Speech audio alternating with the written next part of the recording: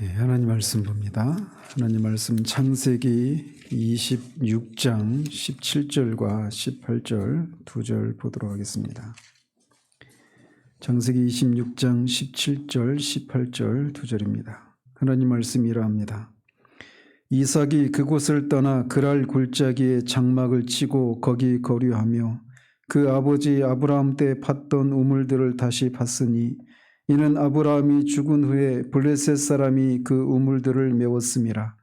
이삭이 그 우물들의 이름을 그의 아버지가 부르던 이름으로 불렀더라. 아멘.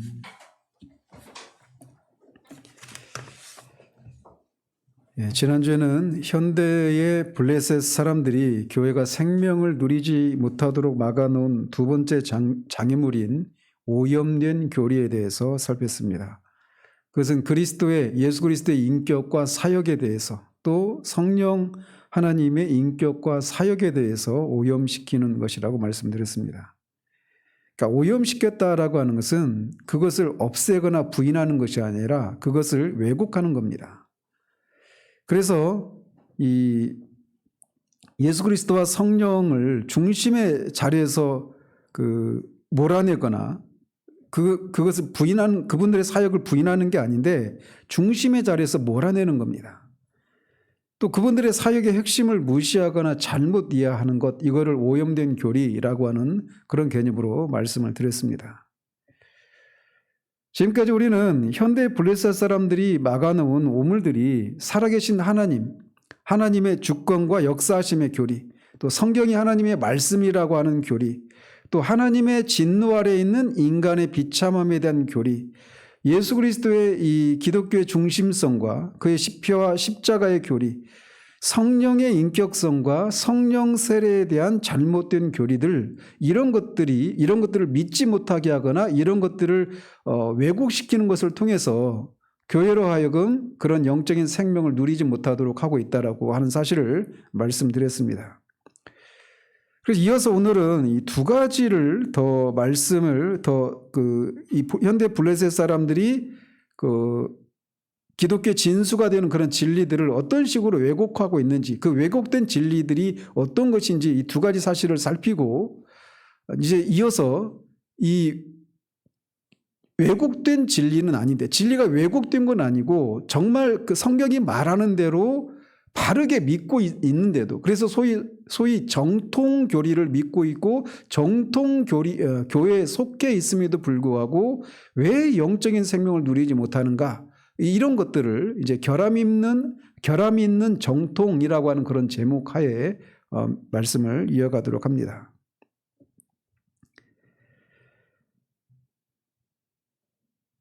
우리가 지금까지 살폈던 것들을 잘 보시면 하나님에 대해서, 성경에 대해서, 예수 그리스도의 인격과 사역과 성령의 인격과 이런 것들에 대해서 믿지 않거나 그것을 소홀히 하고 있는 이런 것들을 생각할 때, 과연 그렇게 믿고 있는 현대 블레셋 사람들이 말하는 대로 믿고 있는 그런 사람들 또는 그런 교회를 과연 교회라고 할 수 있는가라고 하는 생각을 할 수 있습니다. 사실상 성경은 그런 교회를 교회라고 하지 않습니다. 배교한 거죠. 세대주의 종말론자들은 이 대대적인 배도의 역사가 이 주님의 재림을 앞둔 그 마지막 때 일어나는 것이라고 하지만, 이미 배도의 역사는 주님이 초림부터 이후부터 계속해서 나타나고 있었던 것이고, 이미 이 사도행전이나 이 서신서에서 보면 그런 문제들 때문에 사도들이 편지를 보낼 수밖에 없었던 일들이 진행되었던 거죠. 실상 지금의 교회는 저는 그런 상태라고 봅니다. 그래서 기독교인이라고 자처하는 대부분의 사람들이 자신이 무엇을 믿는지에 대해서 크게 관심을 두지 않습니다. 그냥 지금까지 해오던 대로, 다른 사람들이 해오던 대로 무엇을 믿는지보다는 무엇을 행하는지, 또 그 행위에 따라 어떤 결과가 있었는지에 대해서 주로 그런 부분에만 마음을 쏟고 있다는 거예요. 무엇을 믿는지, 어떤 것을 믿어야 되는지에 대해서는 큰 관심을 두지 않는다는 겁니다. 그냥 당연히 교회 안에 들어온 사람들은 마땅히 우리가 믿어야 될 마땅한 것들을 믿고 있다라고 전제를 하는데 그렇지 않아요.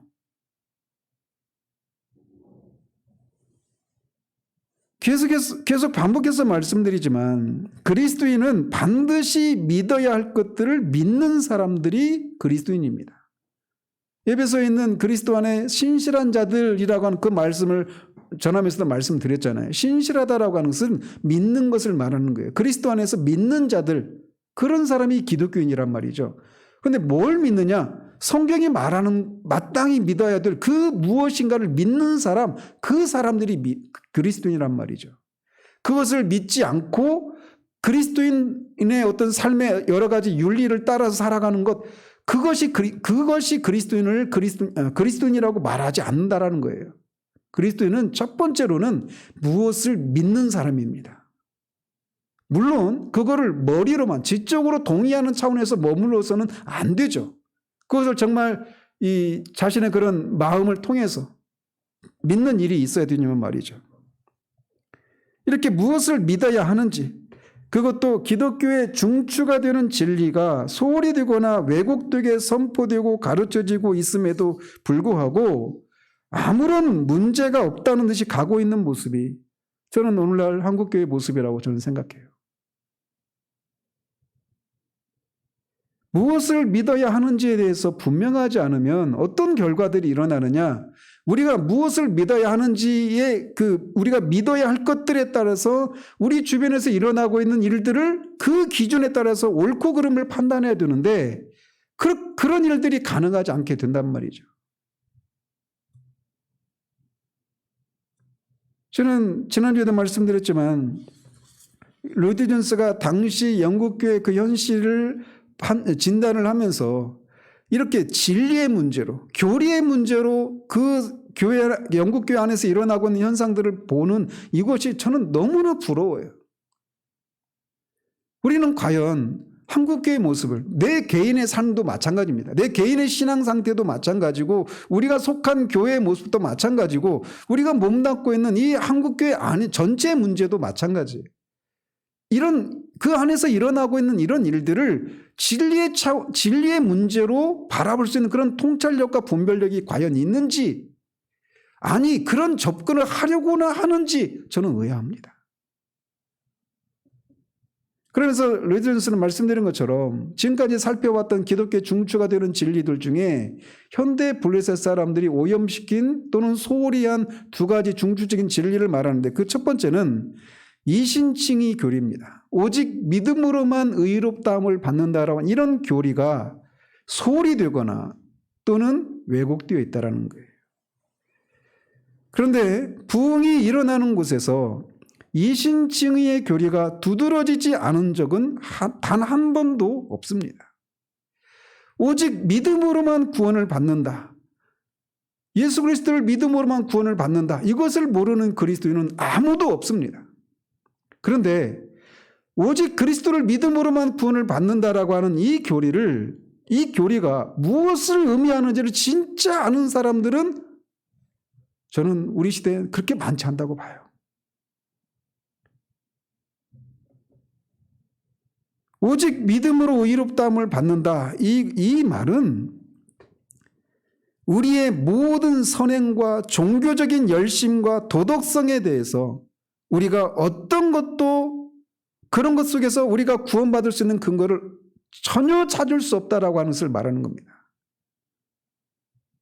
오직 믿음으로만 구원을 받는다라고 하는 것은 내가 아무리 도덕적으로 선하고 또 죄에서 죄를 깊이 깨닫는 정도가 죄를 얼마나 깊이 깨달았든지, 그리고 그 죄를 깨닫고 그런 죄인 나를 향한 하나님의 심판이 얼마나 두려운 것인지, 그것이 얼마나 실제적인 것인지, 이런 것을 깨달은 것으로도 우리가 구원이 이룰 수 없다라고 하는 것을 말해주는 거예요. 여러분이 철로역정을, 존 버년의 철로역정을 읽어보시면 철로역정이 그렇게 시작을 하잖아요. 크리스찬이 밖에 나갔다가 집에 들어왔는데 막 공포에 사로잡힌 채로 들어오지 않습니까? 그리고 그의 등에 엄청나게 큰 짐을 맨 채 집에 들어와가지고 막 공포에 떱니다. 그러면 이 세상이 이제 하나님의 심판 아래 있고 자신도 이 세상과 함께 망할 것이다라고 하는 이 공포에 사로잡히면서 이 천로역정이 시작이 돼요.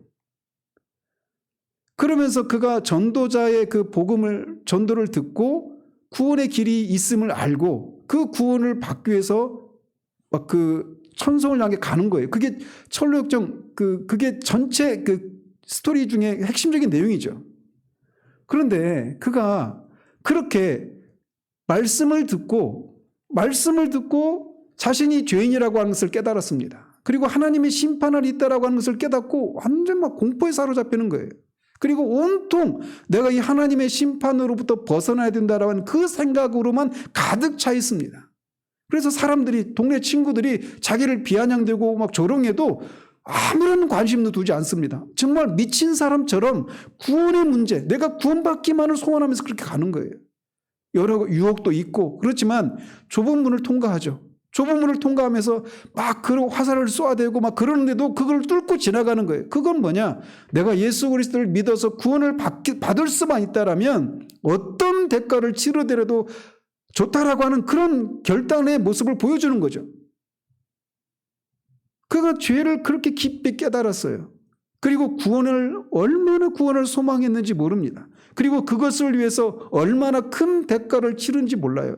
가족들도 떠났죠. 부모 형제를 다 떠나고 친구도 떠나고 세상의 지혜도 잠깐 의지해서 실패했지만 결국 다시 돌아와서 그 구원의 길을 향해서 가는 거예요. 좁은 문을 통과해서 갑니다. 그리고 해석자의 집에 도착하죠.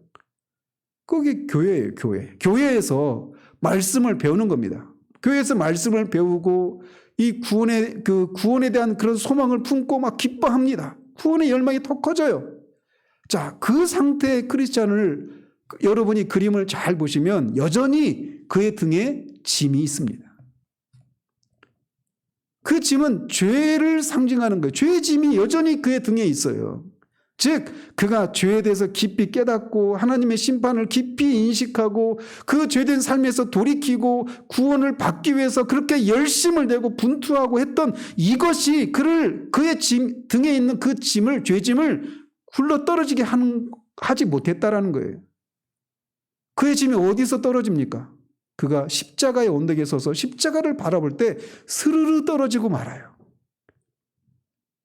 그리고 그 일이 있고 난 후에 그가 그 십자가의 체험을 통해서 죄 사함을 받고 여전히 천성을 향해 가는데 그 동안에도 그는 끊임없이 실패하고 넘어지고 좌절하고 절망합니다. 그런데도 여러분이 주목해야 될 게 뭐냐면 그럴 때에도 크리스찬의 등에는 한 번 떨어졌던 죄짐이 다시 지워져 있지 않다라는 겁니다. 그 실패 속에서도 그는 여전히 죄 사함 받은 구원받은 크리스찬이었어요.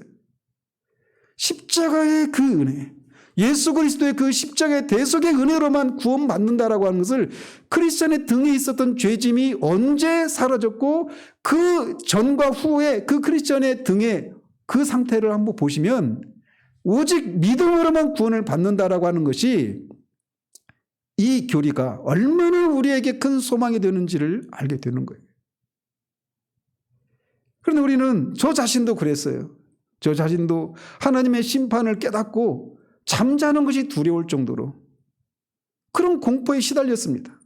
구원을 받기를 소원하는 마음에 온통 사로잡혔어요. 예배를 드릴 때 찬송을 부를 때 눈물이 없이는 찬송을 부를 수 없었고 기도할 때 정말 나도 잊어먹었던 그 어렸을 때 초등학교 1학년 때 그 겨울에 어느 날 제가 제 안에 있었던 그 생각 그게 인간적으로 생각이 날 수가 있습니까?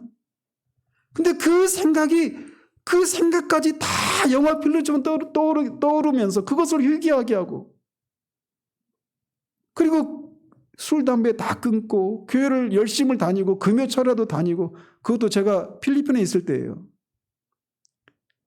필리핀 한 10개월 정도 어학연수 다녀본 적이 있는데 대학생 때 외국에서 부모를 떠나서 살면 방탕하게 마음대로 살 그런 조건이잖아요. 근데 거기서 제가 그런 일들이 일어난 거예요. 그러니 하나님의 심판을 제가 깨닫고 내가 이대로 죽으면 지옥 간다라고 하는 것을 알았는데 제가 어떻게 그 전에 지었던 그런 죄들을 지울 수 있겠어요? 그럴 수가 없잖아요. 그러나 그런 체험이 제가 구원을 받은 것은 그때가 아니었어요. 근데 제가 착각을 했던 거예요. 나는 그런 죄를 심각하게 깨닫고 하나님의 심판도 인식하고 죄된 삶에서 돌이켰고 그 이후에 내가 경건하고 도덕적인 그런 삶을 살았으니까, 그리고 교회 안에 여전히 머물러 있고, 그때부터 제가 성경을 일독하기 시작했거든요. 1년에 한 번씩. 그러면서 계속 그런 어떤 삶의 변화가, 삶의 개혁이 일어났는데 그것을 가지고 내가 구원받은 사람이야 이렇게 생각했던 거예요. 근데 성경은 그것을 다 뭐라고 말하느냐? 자기 의라고 말하는 거예요.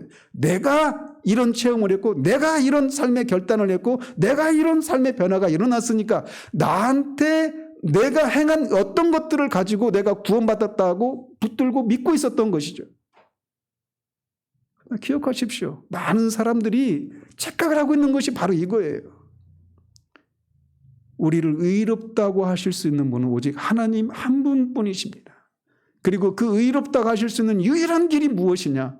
예수 그리스도의 십자가의 대속의 은혜예요. 그 십자가의 대속의 은혜를 믿음으로 우리가 구원을 받는 겁니다. 그렇기 때문에 정말 지금 이 자리에 올 때까지도 여전히 구원받지 못한 상태로 있는 그런 사람이라도 그 복음을 듣고 그 복음을 믿는 순간 그 자리에서 즉각적인 구원이 가능한 것이 바로 거기에 있는 겁니다.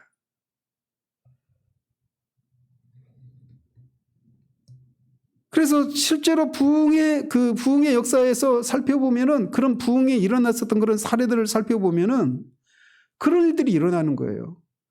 심지어는 그 집회를 방해하기 위해서 막 갔던 사람들이 그 자리에서 성령의 역사가 동반된 말씀을 듣고 자신의 죄인됨을 깨닫고 그 하나님의 심판에 대한 두려움 때문에 어떤 사람은 기절하기까지 합니다. 감당할 수가 없는 거예요. 그랬던 사람이 그 자리에서 예수 그리스도를 자신의 주로 구주로 영접하고 새 생명을 얻고 변화된 사람으로 돌아오는 겁니다. 단 한 번의 그 집회에서 말이죠. 오랜 세월의 그런 과정을 통해서 되는 것이 아니라, 물론 그런 방식으로만 구원이 일어난다라고 하는 것을 말씀드리는 게 아닙니다.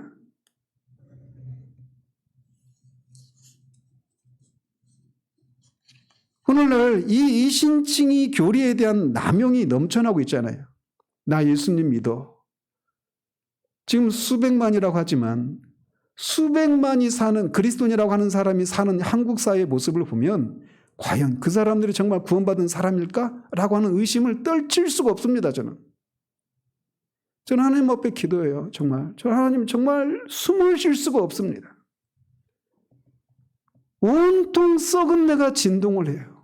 정치, 사회, 경제, 교육, 심지어 교회도 숨을 쉴 수가 없어요.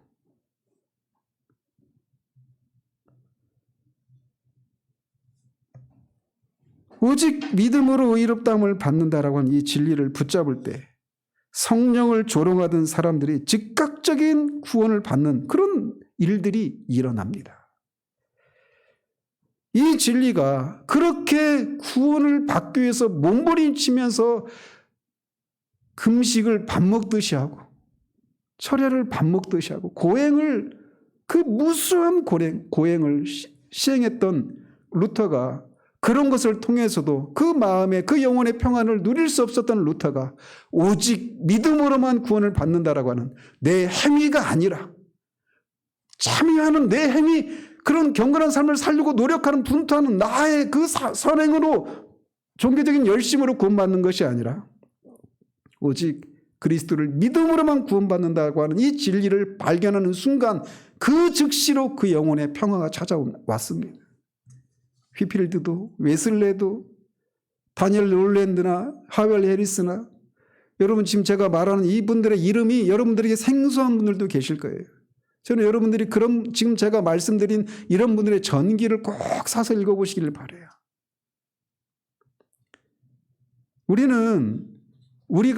내가 가난한지 부자인지 잘 살고 있는지 그렇지 않은지를 그냥 비슷한 사람끼리 모였으면 그걸 잘 찾을 수가 없습니다. 그걸 분별할 수가 없어요.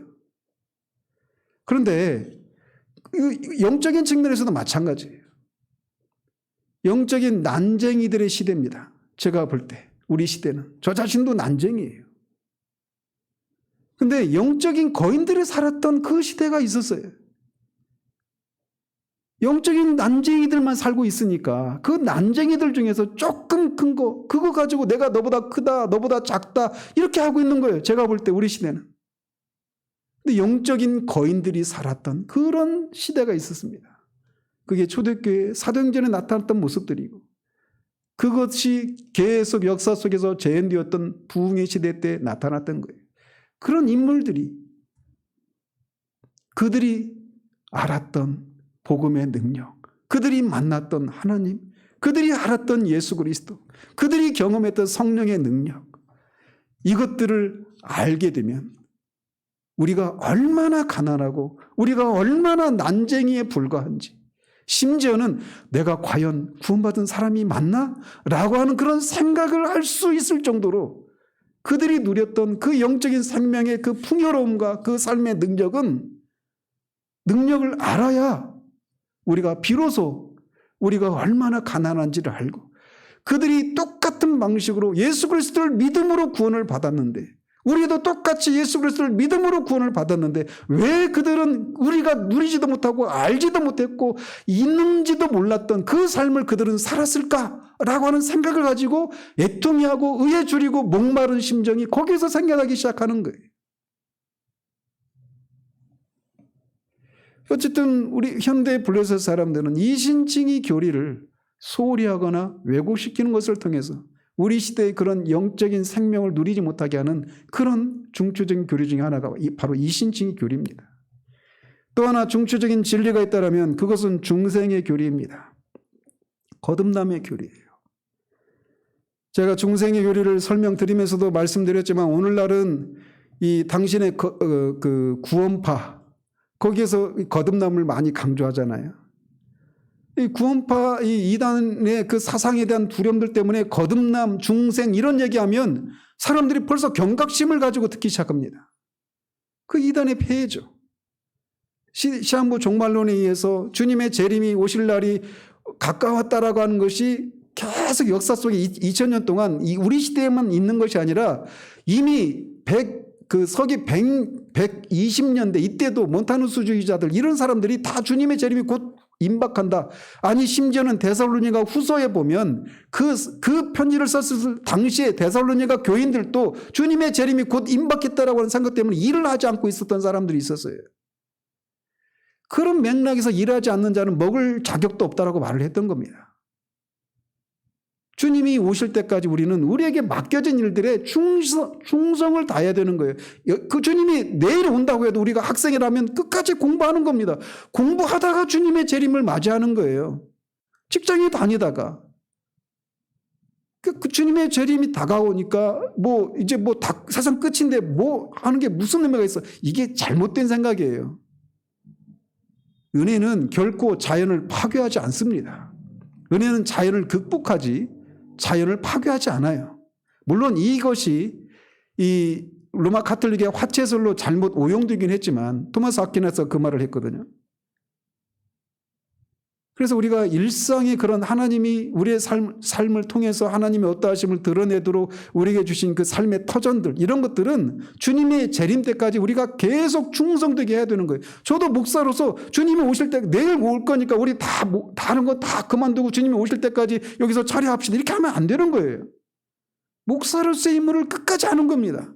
여러분이 가정주부라면 가정주부로서, 학생이라면 학생으로서, 직장을 다니는 분이라면 직장을 다니는 분, 이럴 일을 하는 거죠. 얘기가 잠시 벗어났지만 어쨌든 그런 이단 사상이 한번 발효하고 나서 그것에 대해 폐해가 심각해지면 사람들이 그 사회에서든지 교회 안에서 나타나는 어떤 현상이 있는데 그것을 소홀히 하는 겁니다. 마찬가지로 구원파에 의해서 거듭남의 교리가 왜곡되고 잘못 가르쳐지고 그것에 대한 폐해가 심각해지니까 교회 안에서 중생의 교리가 소홀히 여겨지고 마치 그런 얘기를 하면 구원파냐? 이런 생각부터 하게 되는 거예요. 그런데 중생의 교리는 기독교의 중추적인 그런 진리 중에 하나입니다. 한 사람을 그리스도인으로 만드는 것은 마땅히 믿어야 할 진리에 지적으로 동의하고 그리스도인의 삶을 사는 것으로 되지 않습니다. 앞에도 제가 말씀드렸죠.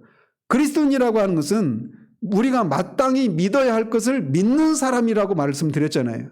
근데 그 믿음이 지적으로 동의하는 것에 그런 차원에 머무는 믿음이 아니라는 거예요. 그거를 역사적인 믿음이라고 부릅니다. 그것은 구원에 이르는 것이 아니에요. 역사적인 믿음이에요. 예수 그리스도가 이순신 장군이 임진왜란 때 그 왜군을 물리쳤다라고 하는 역사적인 사실을 우리가 어떤 정보를 통해서 믿잖아요. 그 사실을. 근데 그게 우리의 존재를 바꿔줍니까? 그건 아니잖아요.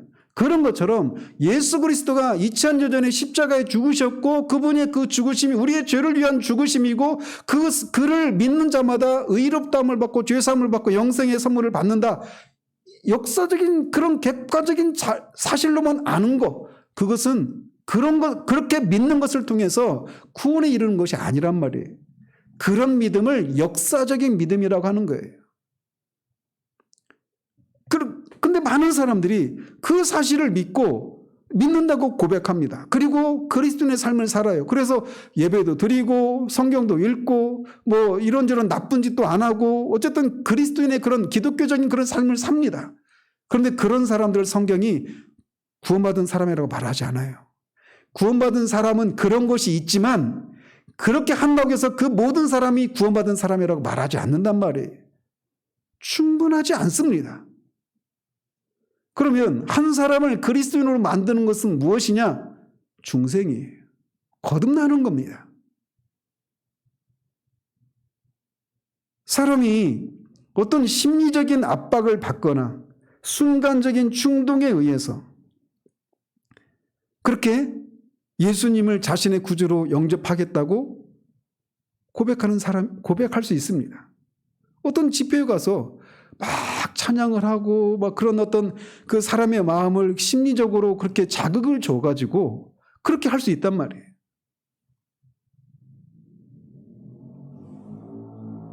또는 계속 집요하게 달려들면서 요즘 이제 신학기가 되었기 때문에 지금 코로나 때문에 캠퍼스로 대학생들이 많이 못 가는 상황이긴 하지만 캠퍼스에 가면 이 신학기 때 이단이나 어떤 복음주의 그런 그 동아리나 정말 아주 분주하게 움직이는 때입니다. 신입생을 이제 자기 동아리로 이렇게 끌어들여야 되니까. 근데 그 사람들이 정말 그 선교단에 있는 그 사람들의 열심은 정말 알아줘야 합니다. 얼마나 집요하게 따라다니는지 몰라요. 그죠? 그래서 그 집요함을 그 사람을 따돌리기 위해서 그냥 사형리로 이렇게 따라서 예수님을 영접하고 그 사람을 떨쳐버리는 그런 경우도 있습니다.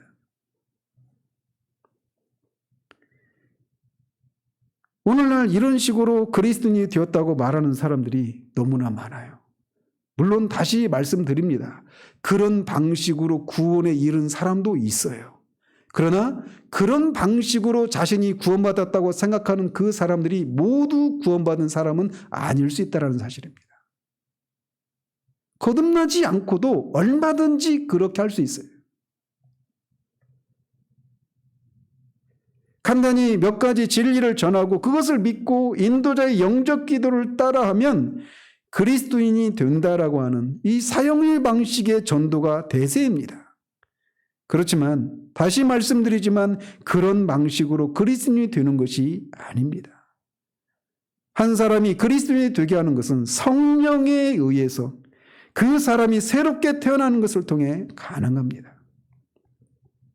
성령께서 그 사람에게 새로운 성품과 영적인 새 생명의 원리를 주입하게 될 때 그때 그 사람이 새 사람이 되는 겁니다.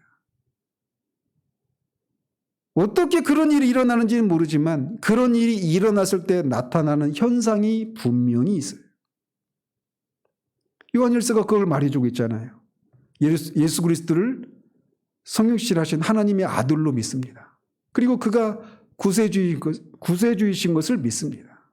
근데 여기서 믿는다고 할 때는 이 또 순환 논리이기도 한데 예수 그리스도를 정말 이렇게 믿는다고 할 때는 그 성령의 역사하심을 통해 성령의 거듭나게 하시는 것을 통해서 그 사람이 구원받은 첫 번째 증거는 예수를 자신의 구주로 믿는 거예요. 근데 그게 진짜냐 아니냐 이런 것을 점검하는 또 다른 삶의 표지들이 있습니다. 그게 뭡니까? 죄를 미워하는 거예요. 죄를 미워하고 죄를 짓지 않기 위해서 죄를 죽이기 위한 그런 삶이 누가 가르쳐주지 않아도 본능적으로 생겨나기 시작합니다. 그리고 그 이유가 뭐냐? 그 죄가 하나님의 마음을 슬프게 하고 하나님과의 관계를 단절하게 하고 하나님과 교제 속에서 그런 친밀함을 누리지 못하게 만드는 결정적인 원인이고, 그 죄가 예수 그리스도를, 자신의 구세주 예수 그리스도를 십자가에 죽게 만든 그 원인이라고 하는 것을 알기 때문에 죄를 혐오하고 그것 때문에 죄를 미워하고 죄를 짓지 않으려고 하는 삶이 나타나는 거예요. 뿐만 아니라 세상을 사랑하지 않습니다. 세상을 사랑하지 않아요. 세상이 뭡니까? 육체의 정욕과 안목의 정욕과 이성의 자랑이에요. 전에는 육체의 정욕을 따라 살았습니다. 먹고 싶으면 먹고 하고 싶은 대로 사는 거예요. 눈에 보기 좋은 것들이 그가 어떤 것을 선택하고 결정하는 결정적인 기준이었습니다. 보기 좋은 거, 나한테 보기 좋은 거, 다른 사람들도 다 보기 좋은 거, 그것을 가지지 않으면 나는 실패자인 것 같은 그런 생각들 때문에 보기 좋은 것을 선택하는, 그게 안목의 정욕이죠.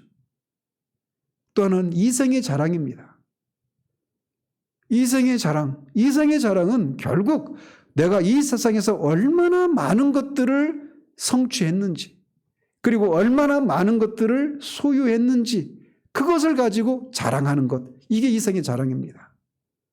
그러니까 온통 예수 그리스도를 믿기 전에는 내가 얼마나 가치 있는 사람이고 내가 얼마나 소중하고 얼마나 귀한 사람인가의 기준이 이성의 자랑에 의해서 그것을 가집니다. 내 외모가 어떠한지, 내가 사회적인 지위가 어떠한지, 내 학력이 어떠한지, 내 경제적인 수준이 어떠한지, 내 자식은 어떤 직업을 갖고 있는지, 내가 얼마나 많은 그 월급을 받고 있는지, 내가 얼마나 큰 집에 살고 얼마나 좋은 옷을 입고 있고 얼마나 좋은 차를 타고 있는지, 얼마나 유력한 사람들을 많이 알고 있는지, 이런 것 등등에 의해서 내 존재가 나 이만한 사람이야, 나 이런 사람이야 라고 말합니다. 싸이 노래인가요? 나 이런 사람이야. 이성의 자랑은 그런 것들이에요. 그런데 그런 세상을 사랑하지 않는 겁니다. 그 세상으로부터, 그 세상이 나를 뭐라고 평가하든 하나님이 나를 그리스도를 통해서 하나님이 나를 받아주셨다라고 하는 그 사실에서 내 존재의 가치를 찾는 것, 거기에서 진정한 평안이 나오기 시작하는 거예요. 그전에는 끊임없이 내가 얼마나 많은 것들을 누리고 있지 못한지, 가지고 있지 못한지, 성취하지 못한지에 의해서 열등감을 느끼고 그것을 얻기 위해서 공부하고 그것을 얻기 위해서 불철주야 그렇게 분투하는 삶을 살았습니다. 그러는 동안에 무엇인가 얻어내고 무엇인가 성취하면 만족이 있지만 자기보다 더 많은 것들을 가지고 있는 사람이 생겨나는 순간 마음의 평강이 깨집니다. 내가 이렇게 수고해가지고 30평짜리 아파트를 하나 살고 살았는데 어떤 사람이 갑자기 부동산 투기해가지고 40평짜리 아파트를 두 채를 그냥 내가 수고한 것보다 훨씬 수월한 방식으로 얻는 것을 보면서 마음의 평강이 깨지는 거예요. 이생의 자랑에서 벗어나는 것, 이것이 진정한 자유요, 진정한 해방이죠. 그런데 성령으로 거듭난 사람들은 그런 세상을 사랑하지 않습니다. 물론 유혹을 받지 않고, 그래서 그런 세상으로부터 우리가 외로움을 느끼고 상처를 받지 않고 이런 걸 말하는 게 아니에요. 얼마든지 그런 일이 있을 수 있습니다. 서울 역정을 보십시오. 그 짐이 다 벗어졌지만 그가 여전히 그 허영의 시장을 통과하면서 유혹을 받잖아요. 그럼에도 불구하고 그의 존재는 변함이 없습니다. 그의 신분은, 지위는 변함이 없어요. 등에 짐이 없습니다.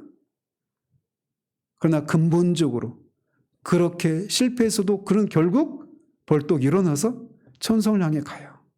세상이 내가 영원히 머물 곳이 아니고 세상이 나를 뭐라고 평가하든 그게 중요한 것이 아니라고 하는 생각을 가지고 떨치고 일어나는 겁니다. 이렇게 성령으로 거듭나면 예수 그리스도를 자신의 구세주로 알게 되고 죄를 미워하게 되고 세상을 살아가지 않게 됩니다. 더 나아가서 형제를 사랑합니다. 똑같이 예수 그리스도를 믿음으로 하나님의 백성이 된 형제 자매들을 사랑하게 되는 거예요. 그래서 웨슬레가 말하는 것처럼 혼자 믿는 신앙은 없습니다. 오늘날 코로나 사태가 이렇게 일어나면서 소위 가난한 성도들 있잖아요. 교회는 안 나가지만, 교회 실망해서 교회는 안 나가지만 나는 그리스도인이라고 말하는 그런 사람들. 성경은 혼자 믿는 신앙은 없다라고 말을 해요. 그래서 성령으로 거듭난 사람들은 반드시 형제를 사랑합니다. 그래서 그 사람이 나와 사회적인 지위가 다르고 학력 수준도 다르고 내 어떤 그런 살아온 삶의 배경이 달라도 그런 것들이 중요하지 않아요.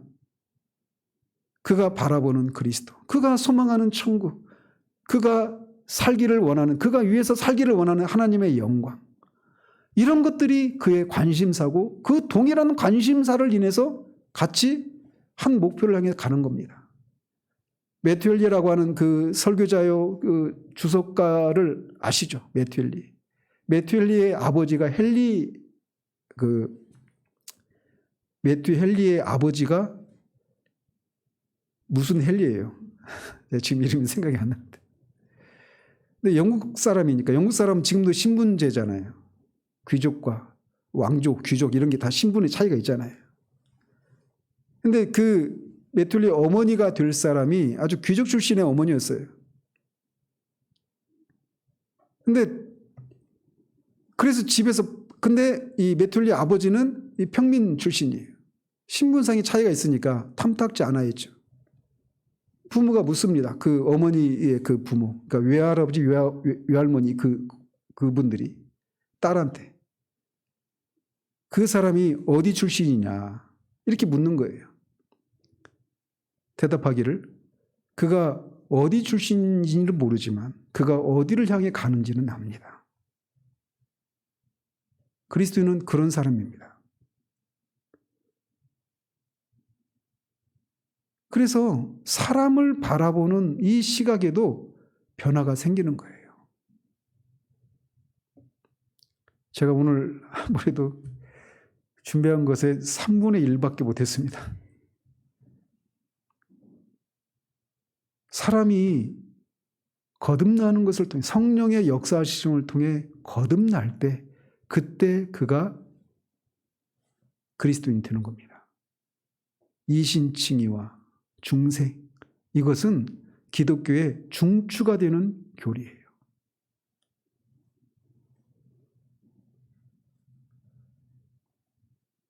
성령께서 그 사람에게 새로운 성품과 영적인 새 생명의 원리를 주입하게 될 때 그는 새 사람이 되는 겁니다. 부흥의 시기나 영적인 각성의 시기에 언제나 이런 놀라운 변화들이 일어났습니다. 그래서 저는 여러분들에게 이 부흥의 역사를 기록한 그런 책들을 꼭 읽어보시기를 바라요. 부흥이 일어날 때 그 변화는 전적인 그런 전격적이고 총체적인 변화입니다. 그래서 그 웨슬레가 인도하는 그 집회에 어떤 술 주정꾼이 갔는데 그 사람이 그 자리에서 성령의 역사하심을 통해서 거듭나고 그리스도인이 됩니다. 그리고 그 사람이 이발사가 돼요. 먼저 한번 얘기했죠. 이발사가 된다는 게 어떤 의미인지 아십니까? 이발사가 되면 면도를 하잖아요. 근데 그 사람이 술 주정꾼이었단 말이에요. 술 주정꾼의 특징이 뭡니까?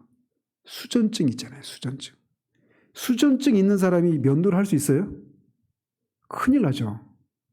그런데 그런 술 주정꾼이 집회에 참여해서 성령의 역사하심을 통해서 거듭나서 새로운 사람이 되는 겁니다. 그래서 이 면도를 하는 이발사가 돼요. 그런 사람을 저 사람은 정말 예수 믿기는 정말 소망이 없다. 이런 사람 아니에요? 그런데 성령 역사가 임하자 이 세상에서 가장 소망이 없는 사람도 그런 변화가 일어나서 새 사람이 되는 겁니다. 그런 변화를 통해서 변화된 개인을 통해서 그들이 속했던 사회가 변화되는 거예요. 그래서 1789년에 프랑스의 대혁명이 일어나잖아요. 대혁명이 일어나면서 수십만, 수백만의 사람들이 죽습니다. 그들 중에는 왕족, 귀족들도 있었는데 성직자들도 엄청나게 많이 죽습니다. 성직자들이 당대 그 권력자들과 이 밀착을 해서 그 평민들의, 백성들의 그런 고열을 빨아먹는 거예요.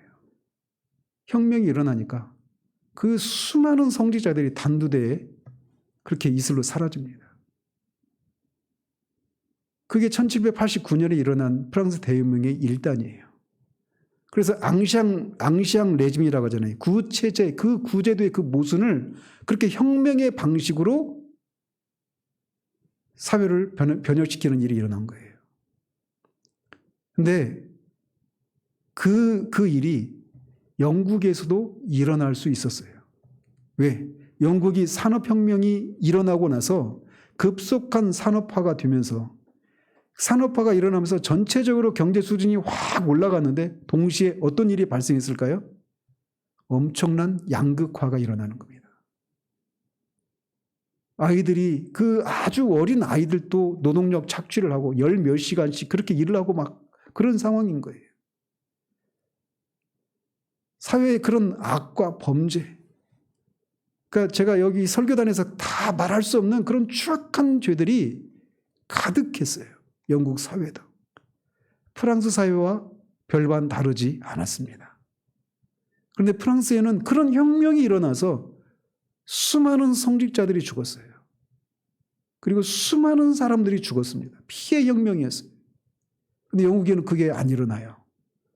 그것에 대해서 교회 역사가가 아니라 세속 역사가가 그렇게 평가하는 겁니다. 휘필드와 웨슬레의 부흥 때문에 영국에는 그 피해 혁명이 일어나지 않았다라고. 성령의 역사하심을 통해서 죄를 그 앞에서 하나님 앞에서 자신이 얼마나 끔찍한 죄인인지를 깨닫고 그 죄를 회개하고 예수 그리스도를 믿어서 새 생명을 얻고 새 사람이 된 사람들이 삶의 변화가 개혁이 일어나는 겁니다. 도둑질했던 사람이 더 이상 도둑질하지 않습니다. 술집이 문을 닫습니다. 술집에 폐업했음, 표말이 붙는 거예요. 그리고 밑에 주인이 회심했음. 각종 음란한 문화의 온상이었던 그런 카니발, 그런 축제들, 그런 것들이 사라집니다. 왜? 그게 하나님 앞에 옳지 않다라고 하는 것을 알게 되니까. 부흥이 임하게 되니까 그냥 교회에 그런 회심한 사람들로 교회가 가득 차는 것을 넘어서서 그런 변화들이, 그런 개인의 변화된 사람들이 자신이 속한 그런 사회, 그런 조그만 조직부터 큰 조직 사회로 스며들어가면서 사회 전체적으로 개혁이 일어나는 거예요. 그리고 이것은 언제나 부흥이 일어날 때마다 나타났던 현상입니다. 여러분이 1905년의 원산 대부흥이나 1907년의 평양 대부흥을 읽어보십시오. 거기에도 똑같은 일이 일어납니다. 그냥 그 교환에 모였던 사람들이 자신의 죄를 울고불고 회개하면서 예수 그리스도를 믿고 구원을 받고 구원받은 그리스도인이 되어서 교회를 열심히 섬기고 그냥 찬양과 예배로 기도회로 끊이지 않는 이런 일들이 있었을 뿐만 아니라 동시에 그런 사회적인 변화가 일어나는 거예요. 1907년이면 엄청난 그 대한제국 그 시절이잖아요. 민비가 몇 년에 죽었죠? 민비는 그 전에 죽었죠. 그죠? 아무튼 그 대한제국 그때 매감 매직이 엄청 심했어요. 돈을 주고 관리직을 사는 겁니다. 그러니 돈을 들여서 그렇게 관리가 되었으니 그 뽑아야죠, 본전을. 지금도 그렇잖아요. 국회의원들이 수십억 투자해가지고 국회의원 되면 그걸 뽑아내기 위해서 갖은 방법으로 그런 특권을 행사하잖아요. 똑같이 일어났었습니다. 그런데 그런 사회 속에 부정부패와 이런 음란한 것, 이런 것들이 가득한 사회였단 말이에요. 평양시내가. 근데 그런 변화가 일어나니까, 그런 부흥의 역사가 일어나니까 사회가 변화되는 겁니다. 몇 명씩 첩을 두었던 사람들이 첩과 끊어집니다. 가정이 회복되는 거예요. 도둑질했던 사람들이 주인 찾아가가지고 용서를 구하고 몇 배의 변상을 합니다. 그러니 그런 속에서 매건매직 그런 부정부패가 할 수가 없죠. 그래서 그 지역으로 사람들이 관리가 가지 않으려고 합니다. 거기 가봐야 자기 돈 회수 못하니까. 사회가 변화되는 거예요. 개혁이 부흥이 일어나니까. 어떤 정치 세력도 할 수 없었던 일들을 성령께서 순식간에 해버리시는 겁니다. 저는 앞에서도 말씀드렸죠. 저는 한국 사회를 바라보면서 하나님 앞에 그렇게 기도해요. 하나님, 저는 숨을 쉴 수가 없습니다. 여러분이 제정신을 가진 사람이라면, 우리가 정말 관심을 가지고 우리가 살고 있는 이 세상을 본다면 썩지 않은 곳이 하나도 없습니다. 가장 거룩하고 가장 깨끗해야 될 교회도 그렇습니다. 다른 목사님들부터 돌맞을 얘기지만 제가 보는 바 한국 교회는 그래요. 하나님의 성령의 역사하심이 아니면 그런 변화가 일어날 수가 없어요. 저는 작금의 한국 사회에서 일어나고 있는 이런 대형 사건들을 보면서 부흥에 대해서 더 소망을 가지게 됩니다. 무엇을 믿어야 하는지 한국 교회는 모르고 있는 것 같아요. 그리고 무엇을 믿어야 하는지를 안다고 한다면, 안다고 해도 그 무엇을 믿어야 하는지에 대해서 그 바른 기준을 가지고 기준에 따라서 어떤 선택을 하고 있다고 저는 생각하지 않아요. 썩을 대로 썩었습니다. 제가 다 말씀드릴 수 없어요. 제가 목격한 것만. 저는 한국교회 아주 작은 그냥 무명의 그냥 목사에 불과하지만 신문이나 이런 데서 나오지 않은 그런 제가 직접 경험한, 어쩌면 여러분들이 알고 있는 분도 있어요.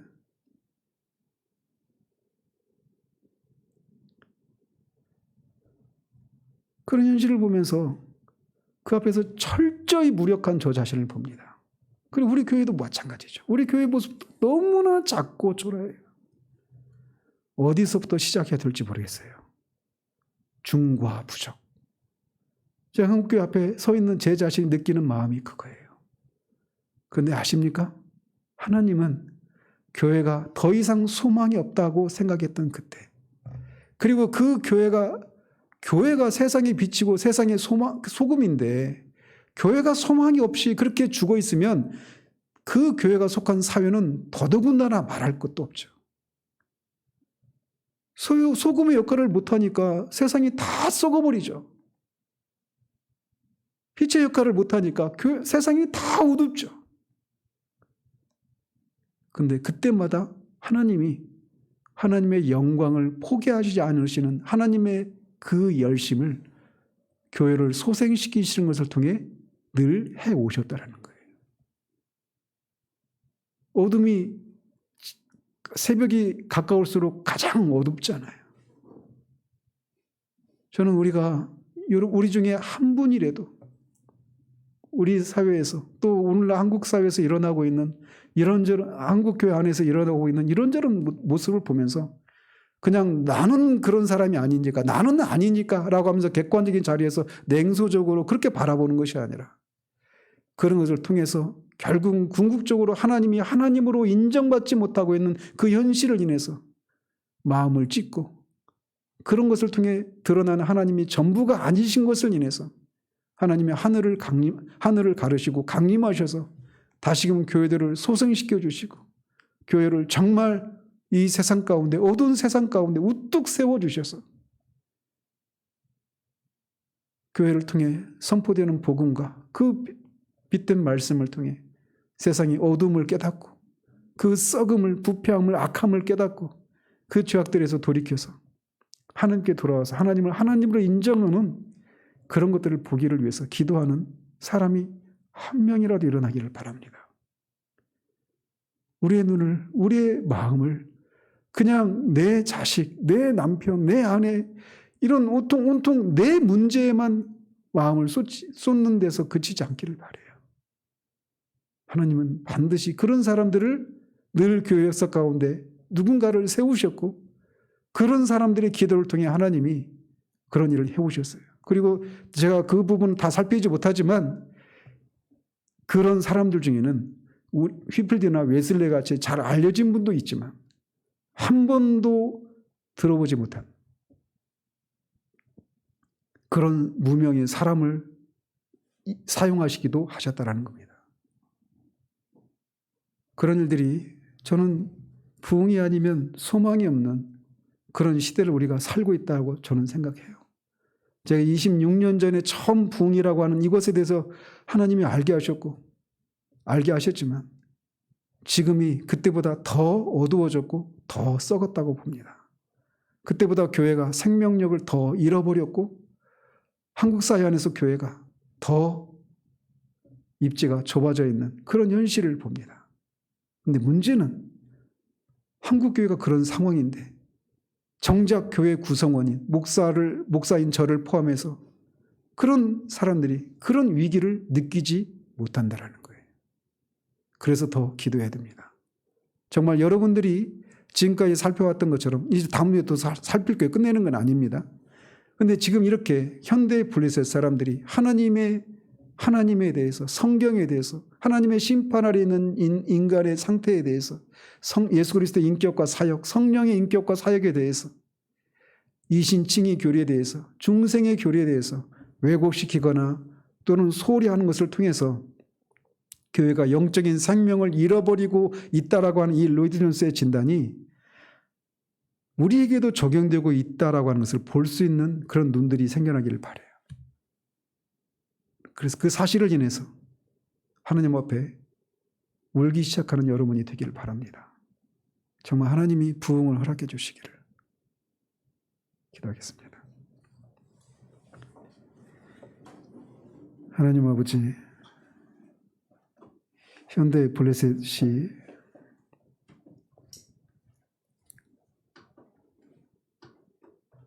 기독교의 중추가 되는 그런 진리들을 왜곡하거나 소홀히 한 그런 교리들이 무엇인가를 이번 주까지 우리가 살펴봤습니다.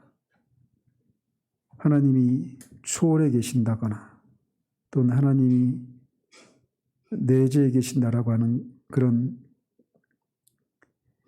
그 하나님의 초월자이시며 또 내재하셔서 우리 개인의 개인과 이 세상의 역사를 통치하신 하나님이라는 사실들을 부인하거나 소홀히 하는 그런 것을 인해서 교회가 생명을 잃어버리고 있다라고 하는 사실. 예수 그리스도의 인격과 사역에 대해서도, 성령의 인격과 사역에 대해서도, 성경의 권위에 대해서, 하나님 앞에 하나님의 진노 아래 있는 인간의 상태에 대해서, 이신칭의와 또 중생의 교리에 대해서 소홀히 하거나 왜곡하고 있기 때문에 수많은 사람들이 교회 안에서 스스로 자신은 구원받은 그리스도인이라고 생각하지만 사실은 아닌 채, 또 구원받은 그리스도인이라 하더라도 여전히 이렇게 현대 블레셋 사람들이 막아놓은 이 오물들의 영향을 받아서 개인적으로나 교회적으로 영적인 생명을 누리지 못하고 있는 이 현실들에서 하나님 우리가 살펴보았습니다. 하나님 우리의 눈을 열어주셔서 우리 개인, 우리 교회, 이 시대의 교회들, 이 시대의 그리스도인이라고 자처하는 사람들이 과연 그리스도를 통해서 하나님이 주시고자 하셨던 하늘에 속한 모든 신령한 복을 풍성하게 충만하게 누리고 있는가? 진지하게 생각하는 일들이 우리들 중에 단 한 사람에게서라도 시작될 수 있게 되기를 소원합니다.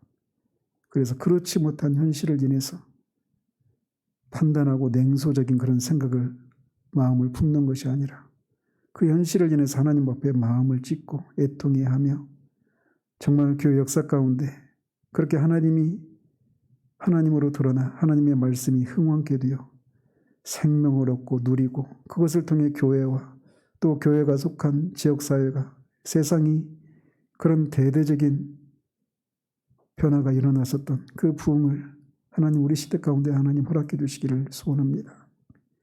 하나님이 오늘이라도 주님이 오늘이라도 재림하시면 하나님이 오늘이라도 하나님의 심판을 내리실 때 누구도 왜 우리를 심판하신다라고 항변할 수 없을 정도로 썩지 않은 곳이 없는 정말 그래서 숨을 쉴 수 없는 이 현실을 하나님 봅니다. 하나님, 이 현실을 하나님, 현실 속에서 교회가 무기력하게 왜곡된 것들에 하나님 노출되어 오히려 교회 입지를 스스로 좁히고 있는 이 현실들을 하나님 참으로 하감해 주시고, 교회를 통해 드러날 그 하나님이, 지금 드러나고 있는 하나님이 전부가 아니심을 인해서 하나님 그렇게 우리 시대의 교회의 부흥을 허락해 주시기를 소원합니다. 그래서 하나님, 우리가 조금이라도 숨을 쉴 수 있도록 하나님 은혜 베풀어 주시기를 소원합니다. 예수 그리스도 이름으로 기도합니다. 아멘.